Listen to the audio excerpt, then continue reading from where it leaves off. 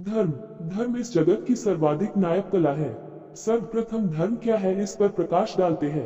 धर्म वह है जो हम सभी को धारण किए हुए है, अर्थात जो समस्त चराचर जगत को अपने भीतर समाहित किए हुए है। इस संपूर्ण चराचर जगत को जो धारण किए है वो अनंत, अनादि, अनाम, अलौकिक शक्ति है। धर्म अर्थात जो हम सभी को अपने भीतर धारण किए है, जो हर जीव को प्रेम करता है, जो समस्त जगत की हर भाषा जो पहले थी, जो आज है और जो आगे होगी, उसे जानता है, जो प्रत्येक जीवधारी की हर भावना को समझता है और उसकी सहायता करता है। धर्म कभी खतरे में नहीं होता है, क्योंकि धर्म तो हम सभी के जन्म से पहले से है, इसलिए तो वो धर्म है, इसलिए तो हम सभी उसकी शरण में जाते हैं। अगर धर्म नश्वर होता तो हम सभी धर्म की ओर कभी न जाते। आज वर्तमान समय में लोग कहते हैं कि फला फला धर्म खतरे में है, उसको बचाओ।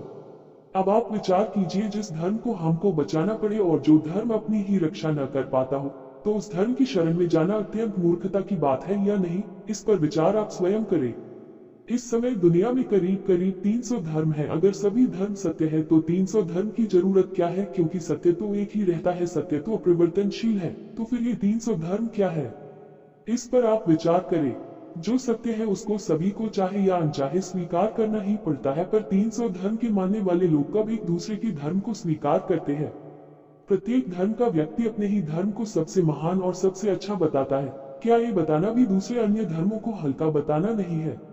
इसलिए धर्म अनुभव करने का विषय है। धर्म को अनुभव किया जा सकता है।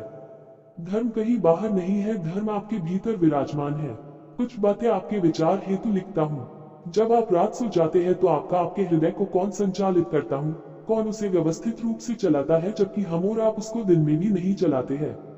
जब कोई मर जाता है तो उस व्यक्ति के शरीर में रत्ती भर भी कुछ कम नहीं होता है, फिर भी मृत शरीर 24 घंटे में सड़ने लगता है। क्यों? विचार कीजिए। अगर आपका विचार जाग गया तो आप इस लिखे हुए विचार से लाख गुना ऊपर के विचारों की ओर स्वयं ही बढ़ जाएंगे। जो विचार लिखे हुए तो आप महसूस कर सकते हैं, और अन्य विचारों की गहराई जिन पर आप विचार करेंगे उन्हें भी अनुभव कर सकते हैं। धर्म के विषय में कोई भी बुद्ध पुरुष लिखने और बोलने में असमर्थ होता है। वे बुद्ध पुरुष आपको अनुभव करा सकते हैं वास्तविक धर्म को, इसलिए बुद्ध पुरुष के पीछे हजारों लोग उनके साथ सब त्याग कर चल पड़ते हैं। धर्म अगर नायब न होता है तो क्यों कोई सिद्धार्थ राजपाट छोड़कर संन्यास लेता? धर्म अगर नायब न होता तो क्यों कोई वर्धमान राजपाट छोड़कर जंगल की ओर भागता? भीड़ का हिस्सा मत बनिए। धन्यवाद।